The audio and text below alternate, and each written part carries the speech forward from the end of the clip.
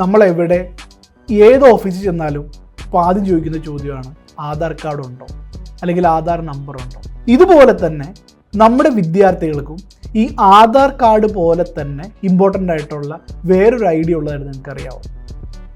National education policy NEP 2020യുടെ ഭാഗമായിട്ട് one student one ID ഇനീഷ്യേറ്റീവിൻ്റെ ഭാഗമായിട്ട് government of India implement ചെയ്തിട്ടുള്ള Aadhaar ID പറ്റിയാണ് ഞാൻ ഈ സംസാരിക്കുന്നത്.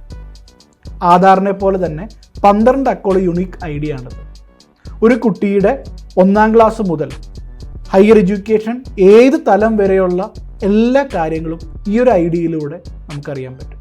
കോളേജ് മാറ്റോ യൂണിവേഴ്സിറ്റി മാറ്റോ എല്ലാം ഈ IDയിലൂടെ വളരെ ലളിതമായിട്ട് ഇനി സാധ്യമാവും. ഒരു കുട്ടിയെ സംബന്ധിച്ചുള്ള എല്ലാ വിവരങ്ങളും ഈ IDയിലുണ്ടെന്ന് സാരം. 2026 CBSE എക്സാംസിന് ഈ ID മാൻഡേറ്ററി ആണെന്ന് ഗവൺമെൻറ് ഈയിടെ പ്രഖ്യാപിക്കുകയുണ്ടായി.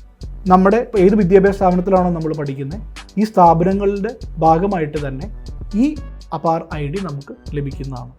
ഇനി ഇതല്ല ഹോം സ്കൂളിംഗ് ചെയ്യുന്നവരോ ബാക്കി പഠിക്കുന്നവരോ ഉണ്ടെങ്കിൽ ഡിജി ലോക്കർ വഴി ഈ ആധാർ ID നിങ്ങൾക്ക് ആക്ടിവേറ്റ് ചെയ്യാവുന്നതാണ്.